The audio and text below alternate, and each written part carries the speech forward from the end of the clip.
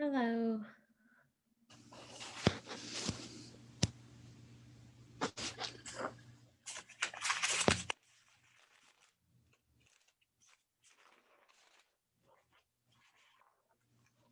How are you? Hi. Welcome.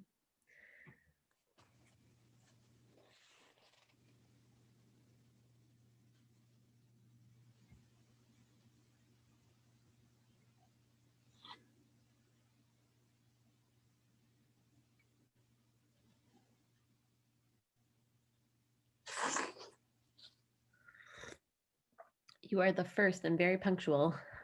We'll give it 4 minutes to join. No problem.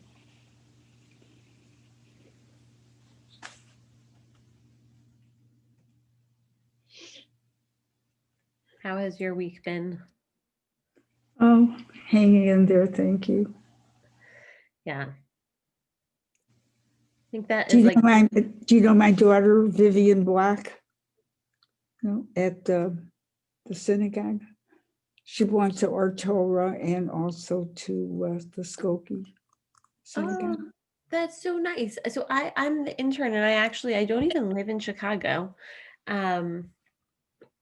So I don't know her, but I'm happy to have you. Yeah, she's the one that's very knowledgeable, and she recommended that I listen to your report. Oh, that's so nice. I'm so glad that you came. My background isn't as great as my daughter's. That's okay. Everyone is welcome here. We're glad to have all kinds of learners. Hello, She's Mr.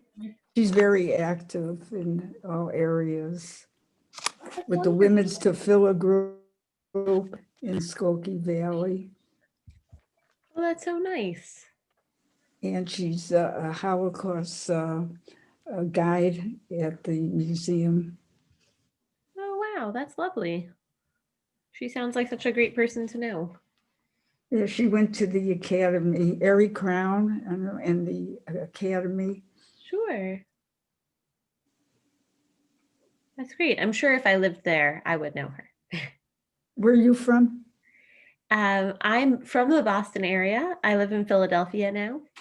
And actually, my mom is from Chicago, and she went to the academy way back before it was Ida Crown. Yeah, I have a brother living in Philadelphia. Oh, that's nice. Does he live in the suburbs? No, in the city. Oh, I live out in the suburbs. Hi, Mr. Cantor. How are you? Hello, I missed you last week. Yes, I missed you too. It's nice to see you again. Yeah, How are you doing? okay, Good, good. busy. Wonderful. It's Dr. Cantor. Oh, I'm so sorry, Dr. Cantor. Nelson Cantor. Dr. Nelson Cantor. Call me, you can call my friends, call me Nelson. It is always a risk, Nelson. It's nice to see you. Yeah, And I don't think I've met you, Sai. It's nice to meet you too. Now I'm scared to use anyone's title. Yeah, that's Mr. Nagorski. Hey, Tammy, how are you? You're muted, Tammy. That's probably the best thing for me. No. No, we miss your voice. How is everybody? Good. Isolating, locking down. Are you not going to work? Who, me? Yeah. I work from home. Well, I thought you were. I didn't know that. I thought you worked not from home. Well, since May 15, I've been working from home. I'm doing telemedicine. I love telemedicine. What's so good about it? I think that there are times where you do not need to leave your house to go to the doctor. That's true. It's probably really- most of the time. It's also what? It's probably most of the time. I really, All the times. okay, so there's times where you need to go, right? But there's times where you don't. Hi, Debbie. Hi, how are you? Right, We're- Debbie, We're congratulations. discussing the merits of telemedicine at the moment. Oh, would you like to ask my husband? He's a doctor. Oh, wonderful. Dr. Cantor was telling us that he's been working from home. It has merits. I agree. I love it. Right. It doesn't work for everything. How's Correct. that? Some things lend itself better to telemedicine than others. Absolutely. Yeah, you're Yeah. absolutely right. Yes, I was grateful for it as a parent last summer because my daughter did not need to be seen, and it saved us all a lot of hassle. Just, Hassle. you know, but they still go for their well visits and all of that still. So Right. When they say look in the ear and see if there's an ear infection, that doesn't work so well. No. I don't think I would do that. Yeah. Oh, you'd be surprised. You'd be surprised. Yeah. When he hurts, he does. Uh-huh. It's nice to see everyone. It's nice to be seen, Yael.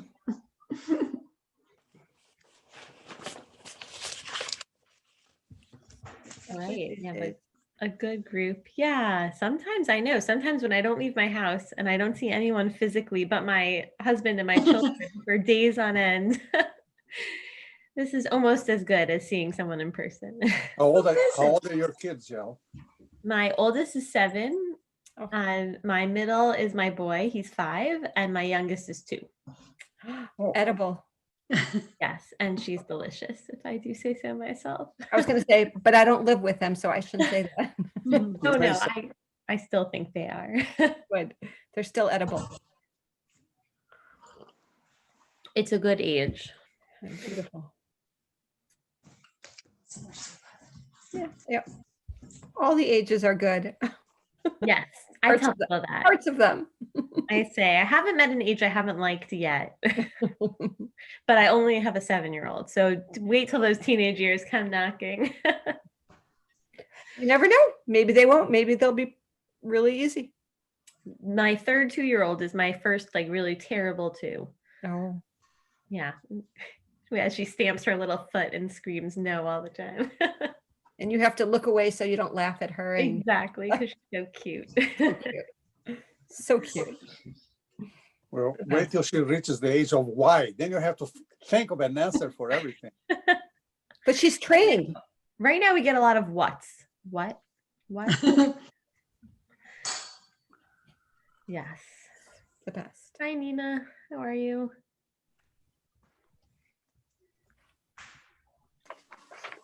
Hello, Nina. She is. Hi. No Avery tonight. He's working. Oh, well, What? know, He's tired. What? He keeps getting unretired. Yeah, he's definitely unretired. He is? Yep. Well, at least you got mean- your second dog. Right. Well, I'm debating, do I get a third? I don't know. But What is no, he he's back unretired with from? IDPH. Say it again. He's back with IDPH, Oh, What's IDPH? Illinois Department of Public Health, No. He was COVID somewhere else. response team. I thought it was going back to Erie. He's doing that too. Are you kidding? Well, the director of Erie, who's also our very good friend, called him very upset and sad that they're just totally getting killed and couldn't go out. And he was like, all right, I'll do 2 shifts, 4-hour shifts a Oh. week, telehealth. Okay. Go And then Friday, telehealth.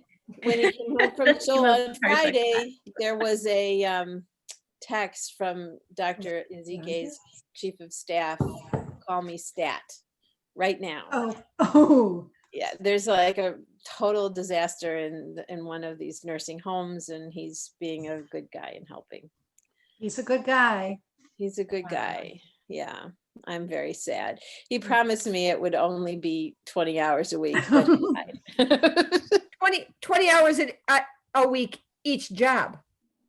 No, really, the Erie job is 8 hours. It's really, that's very contained. But this right now, like tomorrow, he gets to talk to Senator Duckworth and Senator Durbin. Okay. So Wow. yeah, it's always something. Anyhow, We'll miss him, but it sounds like he's doing important things elsewhere. and I will be quiet now. I'm muting. Bye. Okay. It's so nice to see everyone. I thought that we would continue our exploration of the Avot and the Imahot, our forefathers and foremothers. So we had first learned about Abraham and his ability to look into the fire, and then Sarah and her ability to laugh. Last week we looked at Rivka, the wife of the second generation, and her ability and capacity for chesed. And so today I thought we would look at Yitzchak. And I wondered if, I realized as I was preparing that I think I'm projecting my own feelings about Yitzchak onto my shiur. And so I thought before we looked at the sources, if anyone wanted to share a word or two about their feelings about who Yitzchak was, if you were like describing him for go ahead, for Facebook or whatever. What would you say about him? Go ahead, Nina. So I, until a few years ago, thought he was just like a total schlemiel. Just things happened to him, and he was just so passive, I thought. And then I heard a wonderful Devar Torah from a friend of mine talking about him as the bridge generation from Abraham, who was the go out and explore, and Yaakov, who's the establishing all the family. And he's the one who never left home. Like there was the trauma, certainly there was a great deal of trauma in his life, but what seems like was really important about him is that he stayed. And that's not like a passive schlumpy thing. It's like, okay, somebody. Uh-oh. Nina, I think you froze for a second. Oops. Oh, you're back. That's great. Maybe. All right, we'll let Nina get herself sorted out there.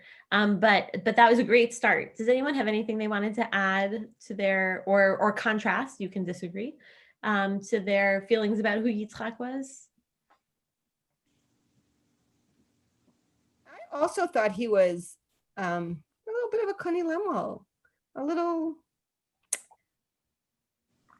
kind of a miskein, but then in learning more, I think, he created wealth somehow. It came from somewhere, perhaps hard work. I don't know where. And maybe there was more to him. I think he was certainly a complicated fellow.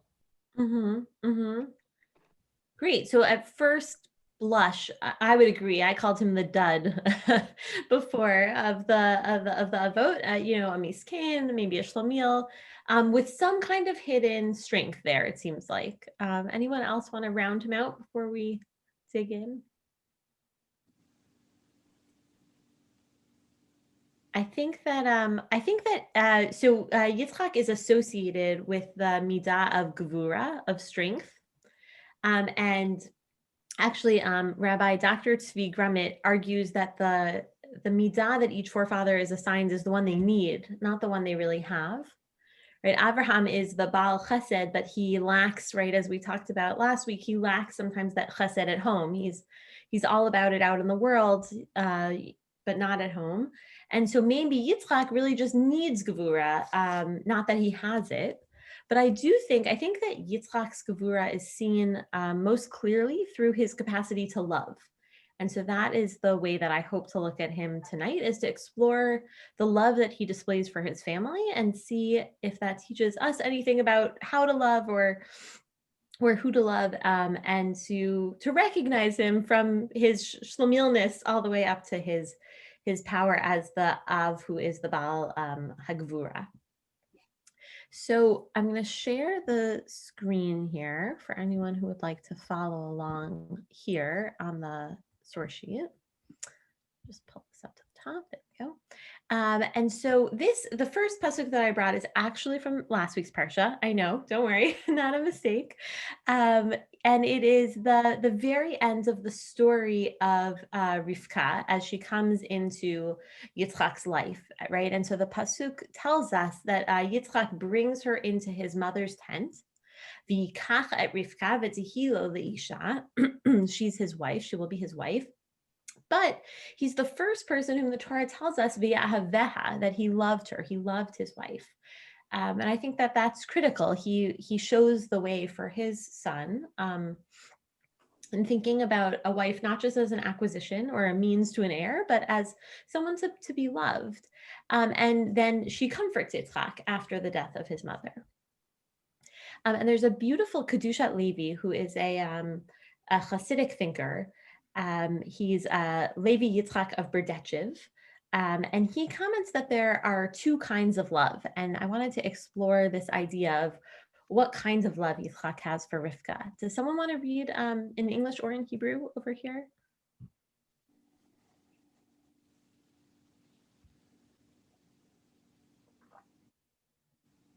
Oh, it looks like maybe more than one person is saying yes, but they're still muted. Yitzchak brought Rivka into the tent of his mother Sarah, and he wed her, and she became his wife, and he loved her. We need to examine what the Torah meant by Yitzchak loving Rivka that is so extraordinary that it has to be spelled out here. A husband can love his wife on two different levels. He may love her, that is, be physically attracted to her as she enables him to satisfy his biological urges. If this is his love, it is not love at all, but is merely love of his self. There are husbands who do not love their wives because they are instruments of fulfilling their physical desires, but because their wives enable them to perform their Creator's will better and more profoundly. This is the true meaning of someone loving his wife.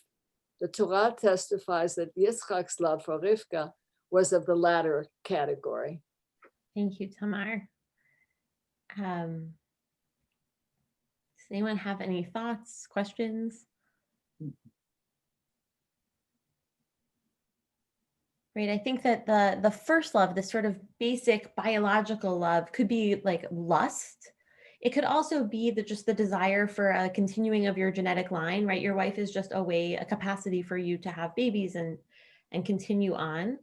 Or it can be this much higher love, a love that I think enables you to be a better person, to perform, Hashem's will better and more profoundly, a love that, rises above, which is, I think, in some ways a luxury that Yitzchak has, right? Abraham moved and established the family, and Yitzchak is able to relax maybe a little bit and find that higher love for his wife. But I also think it just doesn't come naturally for everybody.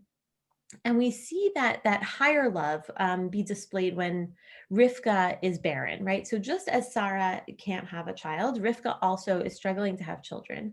And unlike Abraham, who does not daven for Sarah, right? Notably, he davens for everyone else, Abimelech, Sodom, and Gomorrah. He doesn't even pray for his own wife.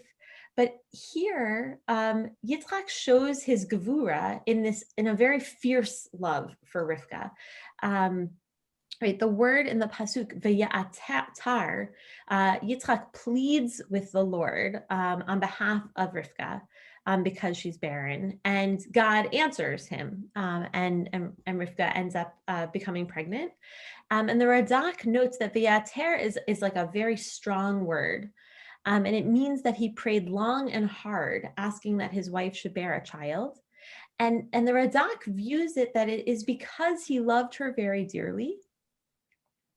And because of this love, he didn't want to marry anybody else. He wouldn't consider taking even one of Rivka's handmaids as a partner, which might be a nod to Abraham taking Hagar as a wife.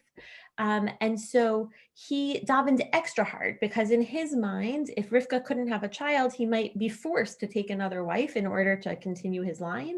And so he is davening especially because he doesn't view his family as dispensable, as maybe one could argue Abraham did, right? When Yishmael doesn't work out, he sends out Yishmael. When Hashem tells him to bring Yitzchak as a sacrifice, he does, right? Like when Sarah says, I can't have a baby, he says, okay, I'll get another wife. And Yitzchak has this love that he recognizes, like this is his chosen family, and he wants to make it work in that way with Rivka. And so I would argue this is sort of just that natural extension of that higher love, that she's so important to him that he really feels so mobilized by her that he can't imagine life without her, which maybe I'm still in my newlywed phase at 10 years, but it sounds so nice and beautiful. I'm so impressed by Yitzhak, right? Here's this guy that I view as like a shlemiel, and I think he shows sort of a hidden an undercurrent of power in his pleading on behalf of his own wife.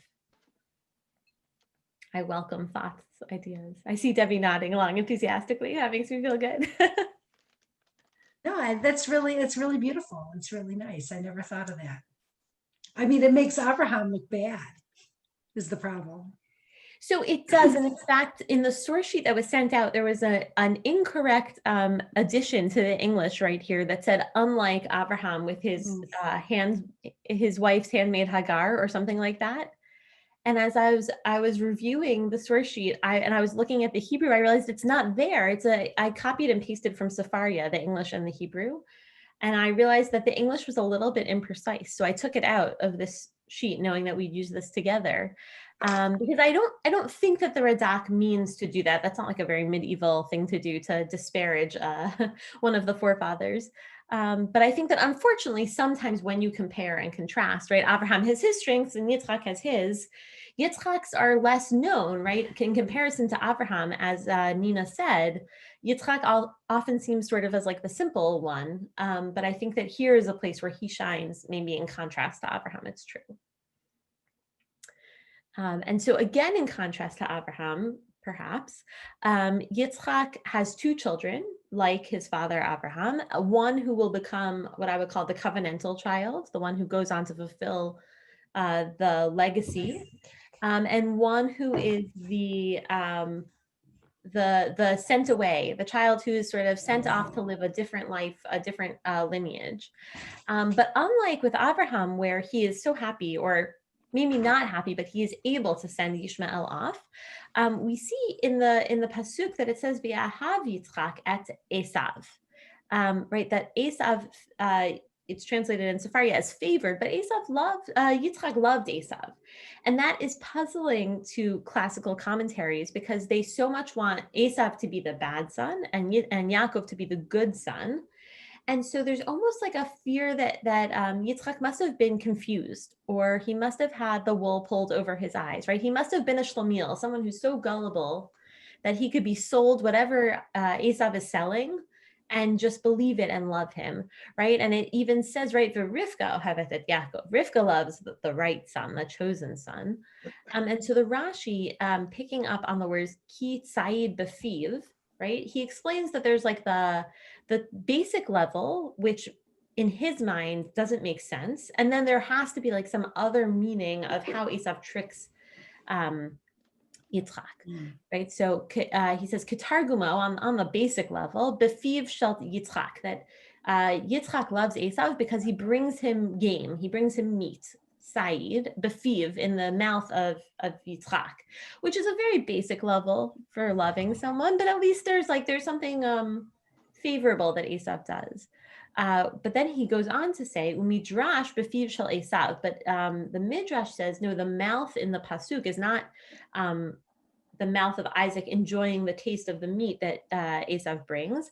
It's the mouth of Esav, shehayat sad oto umiramehu b'dvarav, that Esav entraps Yitzchak and deceives him by his words. So he is like the ultimate hunter in a very manipulative way of his father. And growing up, that's certainly the way I learned him. Esav, I think, is one of those people who really gets like a tough read by the Midrash, and that Midrash is taught so seamlessly along with the Pshat when you're a child, at least in the day school that I went to growing up. And so, I would come home and my father would say, Esav's not a bad guy. Show me where it says he's bad in the text. And like, we'd, pull out our stories about all the terrible things he had done, when in fact, that is very much on a Midrashic level. So I wonder, like, which, does this resonate with you? Do you feel like, is Esav like a trickster, or is he just like a nice guy who brings his dad food? What do you think guides Yitzchak's love of Esav?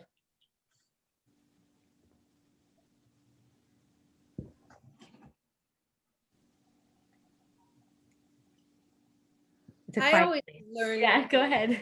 Oops, sorry. We should be raised. It told me my internet connection is unstable, so let me know if I blink out. I always heard that the Rebbeim, back in the olden days, equated Esav with Rome, right? Yeah. That, Right. Yeah, I think that's and right. so they had to make him horrible because Mhm. Rome was so horrible.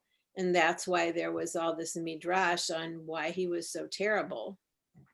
Mhm. I mean, if you look just at the pshat, he's a hunter. I mean, it's not my cup of tea, but they didn't have butchers back then. If you wanted meat, you had to go and hunt it or kill it somehow. You Yeah, didn't go I get think it that's nicely packaged beautiful. at Trader Joe's like I did today. That's beautifully said, right? It might not be your cup of tea, and maybe it wasn't Yitzchak's, but he was able to love him for it, or maybe in spite of it. It's hard to know. And I think that this idea that somehow Yitzchak was deceived, that he was like metaphorically blinded to his son, is unfair to him. If you look at the two brachot that he gives, both to Yaakov, but one as Yaakov, who he thinks is Esav, and one as Yaakov, I think that we can see he's well aware of his children's differences. And he's able to see both of them sort of as who they are. Does someone want to read the first bracha from Bereshit 27, 28 to 29? This is the bracha that Yitzchak gives the person posing to be Esav, right? So you might say this is the bracha he had in mind for Esav.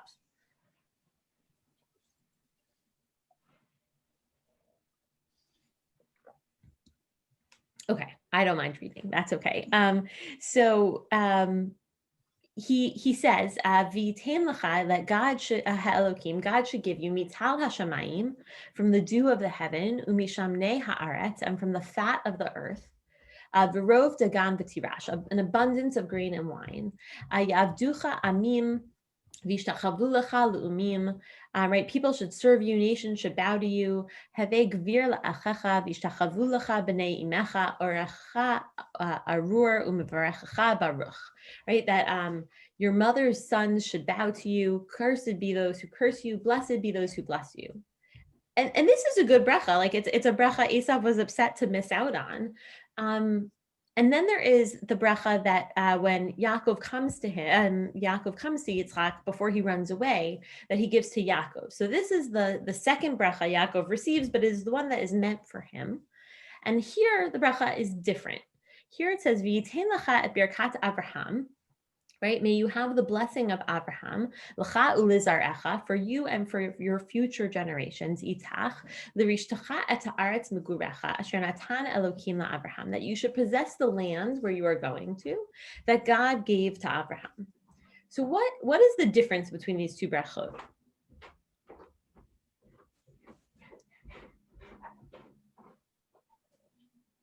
The first one seems loving, like good, nice things. You're going to get the dew of the heaven and the fat of the earth and abundance. The other one was like, yeah, you get the covenantal blessing. You got the covenant. I mean, it's like stating the truth. You get the covenantal blessing and that you get the land, but you don't get the love, and you don't get to be master over. I mean, he does get to be master over his brothers, but it's not what I want for you. Interesting. Yeah, no, that's beautiful. I mean, I think, right, definitely you've said a few things, right? One is that Yaakov gets the covenantal bracha, right? That seems pretty clear, I think, on the pshat level. And I agree with you. There is something more bountiful about the bracha that Esav gets.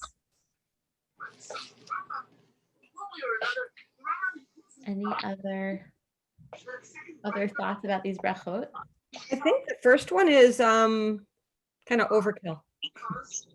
Interesting. Okay. To be a master over your brothers, to have them bow down to you.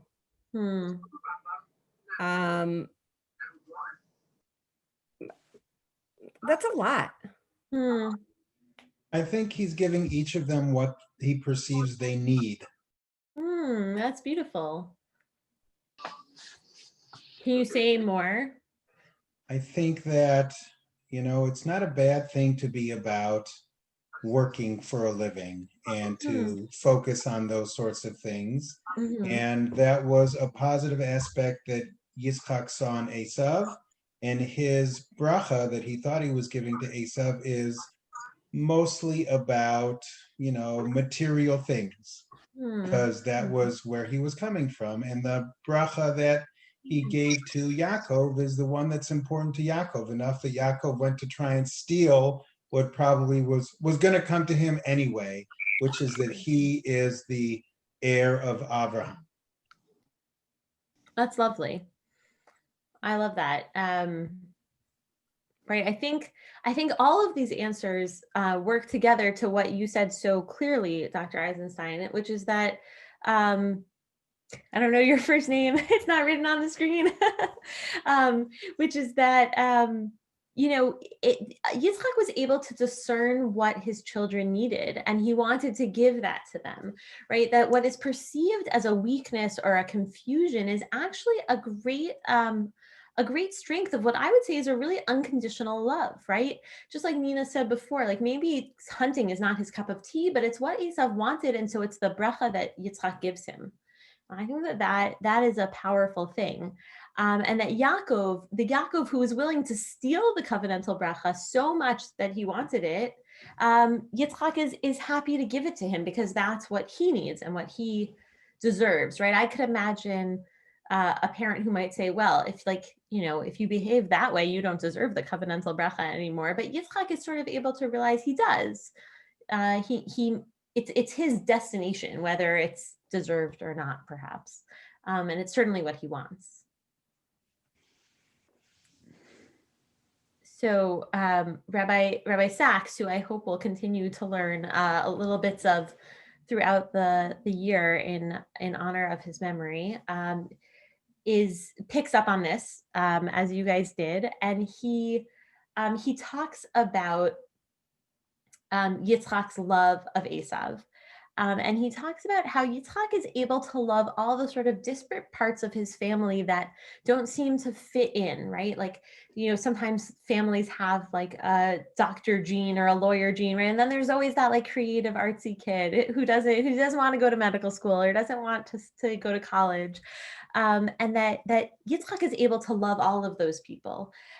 He talks about how when Avraham dies, Yitzchak comes from and then returns to Be'er L'chai Ro'i, which is a city, and it's the place where Yishmael was thirsty, was starving, and Hagar cries out to Hashem, and so it becomes a place where the Midrash assumes that Hagar goes to live permanently.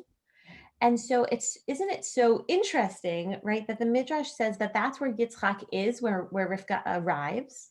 And they imagine that Yitzchak has this deep love for Abraham, and he knows that Abraham is bringing him a wife, and he doesn't want Abraham to be lonely by himself, right? I guess it was like the two guys together at some point. And now all of a sudden he realizes he's going to have a family. And so he goes to find Hagar. That's what the Midrash imagines. He goes to find Hagar to bring her back for Abraham, which I think displays a really great love of Abraham. I can't imagine many people going to search out their stepmom, right? Obviously, often like described as the evil stepmom in fairy tales, to bring them back to comfort their father. And that then when Abraham dies, and Yitzchak goes back, the Midrash in Breshit Rabbah imagines that Yitzchak lived near Hagar after Abraham's death and treated her respectfully, right? That he was able to bring this blended, weird family of his together.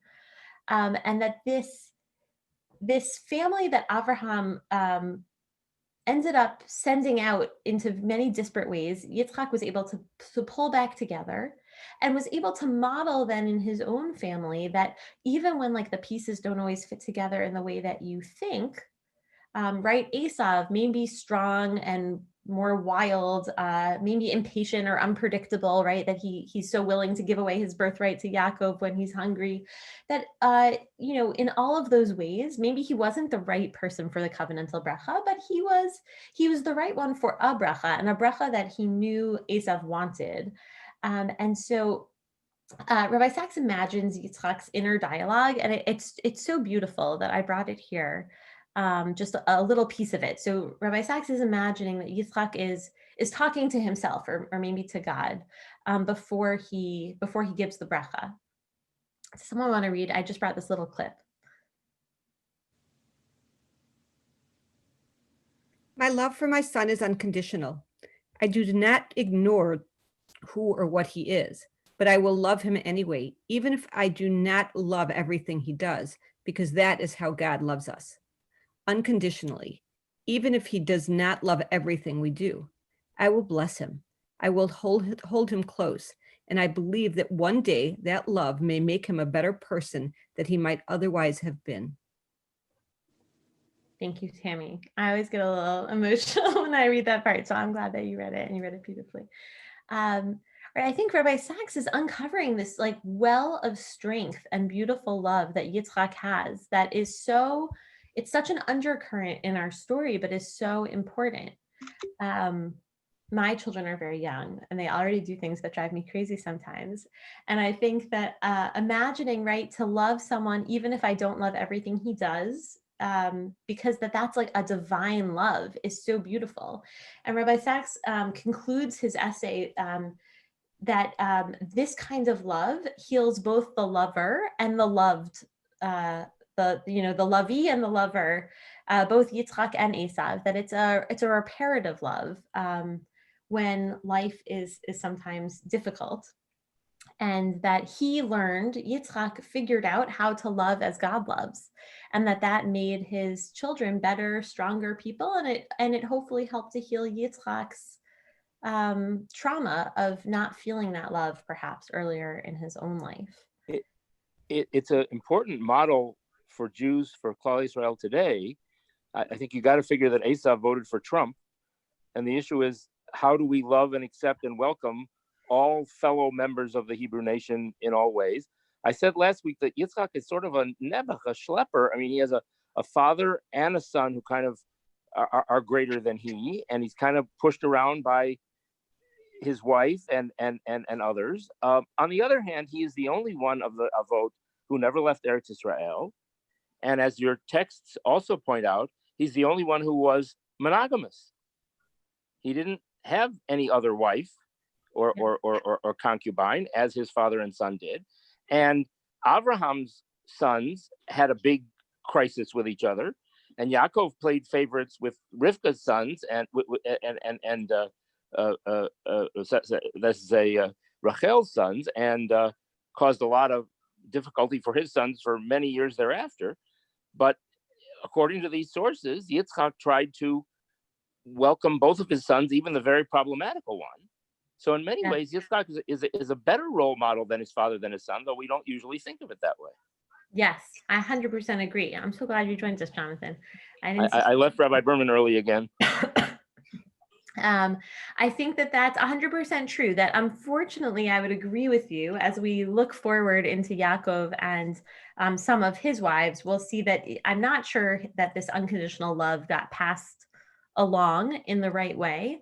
But I think that Yitzchak had it, and that's sometimes enough. And I definitely agree with you. I will leave politics on the side since I'm new to this community. I don't know who I'm talking to, but I will say that I think that it's true that we are faced at a time with some Esavs and some Yaakovs in this world, and that to figure out how to love people, even if we don't love everything they do or everything they think, is a really powerful way to approach the tensions and maybe schisms that are in our country right now. And I think it is, you stole my line out from under me. I would bless us all that we can find this love, not just for our families, but for where it's sometimes easier, but for our communities and the nation, to find that divine love that will heal both the lover and the loved one.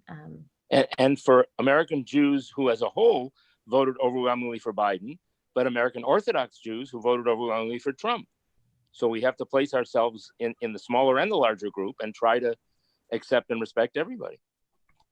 Sure. And I do want to just push that. I think it goes far beyond the vote, right? I think there are so many contentious issues in this country today, and that and in the Jewish community and in our own communities and in our, how we approach the virus, how we keep ourselves safe. I mean, and probably in any year, I could have said the same thing, whether it was an election or a COVID year or not, right? That, there are always people in our closer and broader families that do things we don't like, and that to call upon Yitzchak's gvura, which is this sort of unconditional love, is a great tool. When I had a viral infection decades ago, living in New York, the rabbi son of the rabbi of the sheeple I went to said, "You have," in his Eastern European pronunciation of Hebrew, "You have a virus, do mitzvahs." We should all, I'm sure the doctors on this call too, should all wear our masks, and also we should all do mitzvahs. That's what I have. If anyone has any other thoughts, I welcome them. But otherwise, Shabbat Shalom. Next week is Thanksgiving. Rav Ari gave me and us the week off. I might think about something that maybe I'll send to Rav Ari if he wants to send it, because I hate to miss Yaakov, but we're going to have to keep plugging away the following Thursday, which you're free to read or recycle as appropriate.